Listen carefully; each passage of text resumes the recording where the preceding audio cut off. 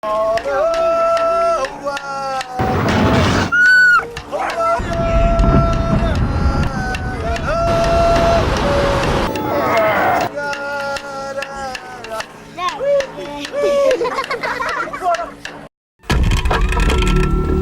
name's Larry Gray. In 1986, I was on a kayaking journey through the Arctic.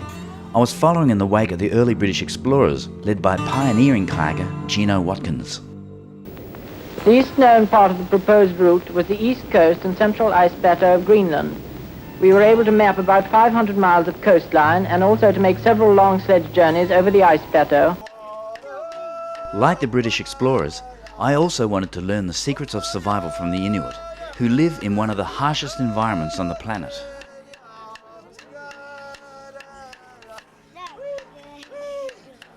But Greenland took Gino's life back in 1931, and almost took mine as well. I'm here to conquer that inner fear that's lived inside me ever since, and marvel at the unbroken connection between man and nature in one of the world's last great frontiers.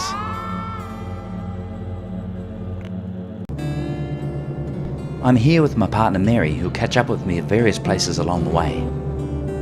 And we're just about to land on the east coast.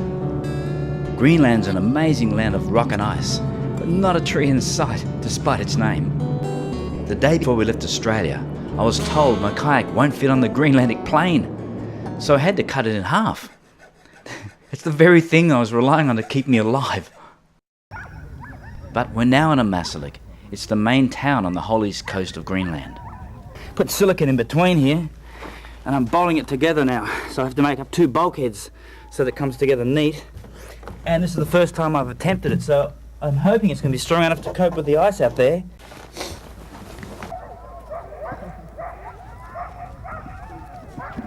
Everything to survive up there. I can live up here for a month if I have to. Things get bad, I'll be surviving. Oh well, not a problem. Enough food.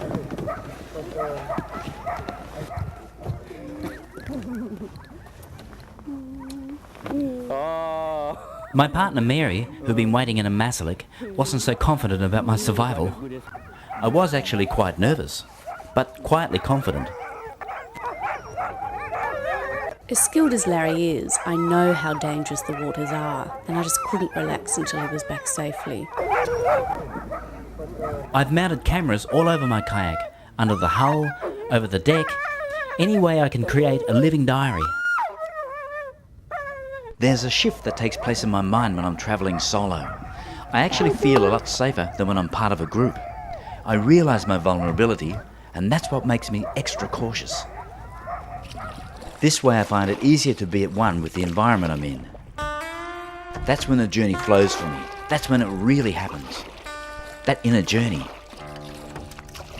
I don't even wear a watch. There are a lot of natural indicators that I use. Clouds reforming into long barrel shapes tell me that there's strong upper air movement. A wind shift followed by a rise in temperature coming from the ice cap indicates that there's a katabatic wind on the way. Winds that can reach over 260 kilometers per hour. Even wildlife can send you a message.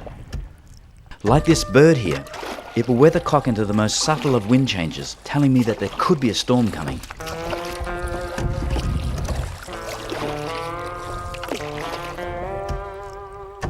The sudden explosion of an Arctic storm really terrorises me. In 1986, our support yacht was capsized violently by a 180 km per hour wind. I was on board at the time. The captain broke his back and hip. The storm went on and lasted for 4 days. If that wasn't enough, I nearly died in a deadly avalanche.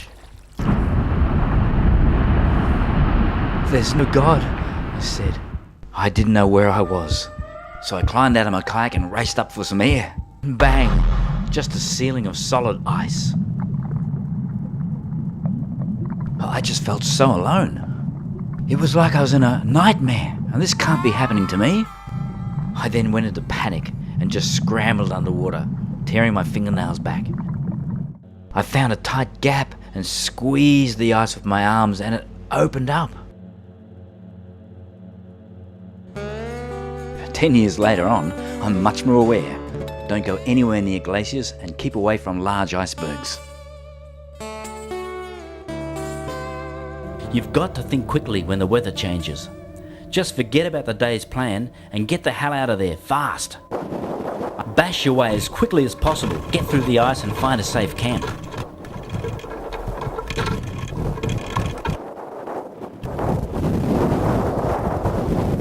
The tent was anchored down every way possible. Just as well. Getting any better?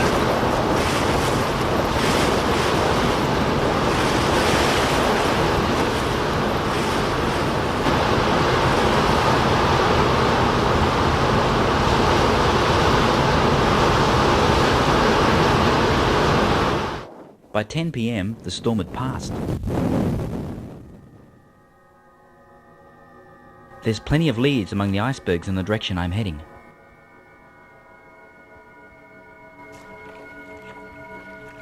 By midnight, it was time to leave. Sunrise had already begun.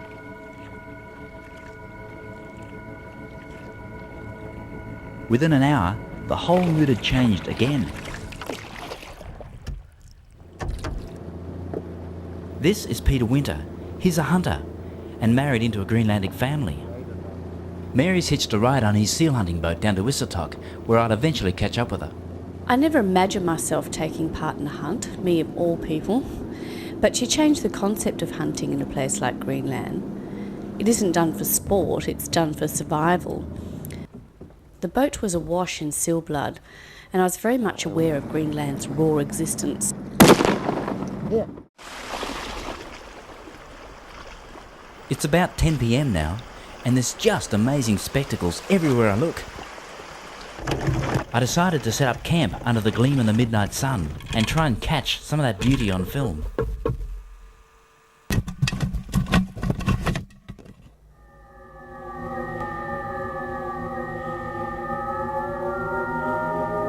I feel like when I'm connecting with nature, everything just flows as it should.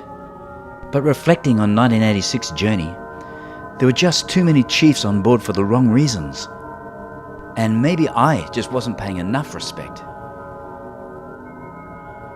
And in an extreme place like Greenland, if you don't respect nature, it'll come back at you like a ton of bricks.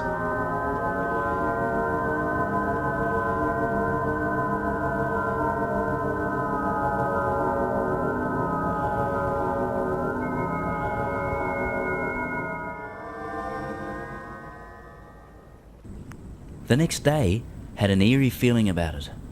I heard the ominous rumbling of a disintegrating iceberg.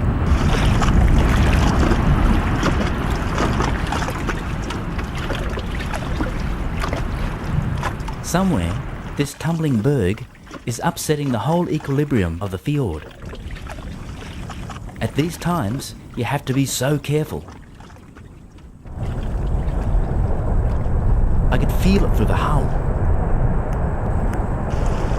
You really know you're alive out here, that's for sure. Ice is moving all around you.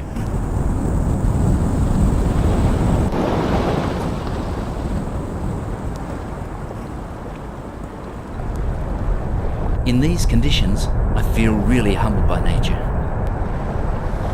Nothing is greater than this ice, and it's up to me to stay alive.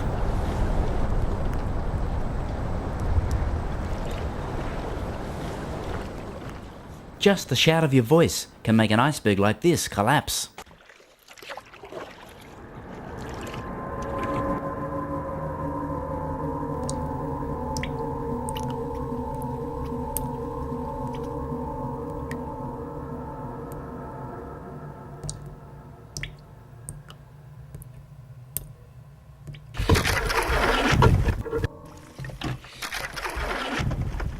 There's a power in adventure that unlocks something special within the human spirit. I've discovered over the years that many scientific explorations, deep down, were driven by pure love of adventure. That was their primary motivation for getting out there. But this is Wissatok Island, my destination.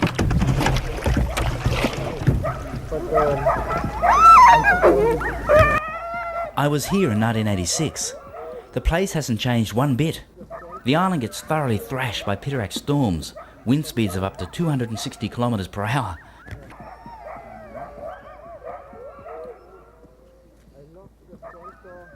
The minimal hunting these people do in the summer have never hurt the whale or seal population.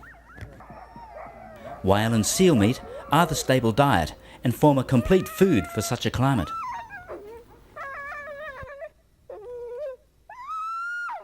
I mean, it's the same thing, isn't it? When it's slaughtered, it's easy to pass the buck and say, oh, you know, ooh, how can you dare kill a seal? But I mean, we did the same thing. We did the same thing in knocking off a baby lamb and eating it. We just don't see it. We scrub our hands of that and we just go to the shop and buy it. And there it is nicely wrapped up and we eat it. Visiting Isatok is a visceral experience. You wonder what you're going to see next. That's a human hand. That's a human hand, yeah. You get that? You just don't expect to come across them on your way home for dinner. One of the families invited us in for a feed. The main meal was a raw seal that had been buried since last season. I thought, yep. Ladies before gentlemen. It might be more to your taste. Be nicer cooked. Here, you have the rest. I'm full. The next day, all my dreams had come true. I was invited for a lesson in the art of kayaking by a master. It's amazing what gets revealed when the summer sun melts the ice away. There's no soil in Greenland to dig a hole, and no rubbish collection in these remote hunting villages. The anorak hadn't been used in years. You bring it back to life by rubbing and flexing it back and forth. The double thumb gloves are reversible for when the paddle wears the inside out. Not even a bubble is allowed to sneak by the seams. If so, the gloves must be relashed. Oh.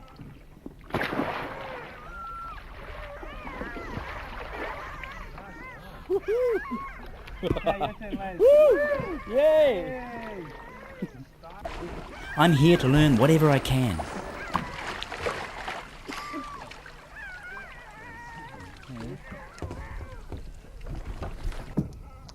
He showed me something new straight off. I'll try.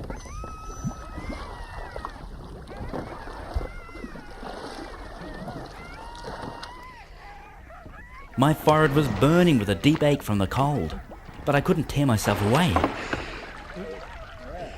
Thank you. I can understand why no one here ever learned to swim.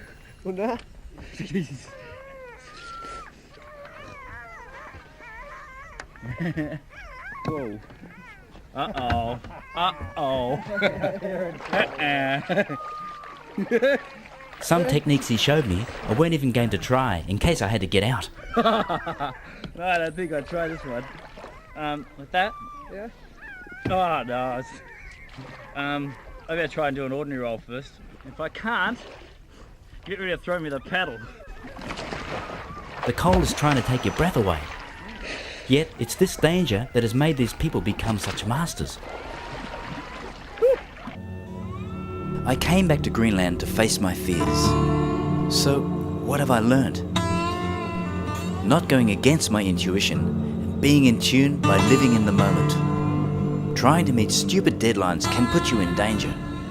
So I've done it. I've come through. I feel liberated now, like when I took that first breath after being trapped under the ice.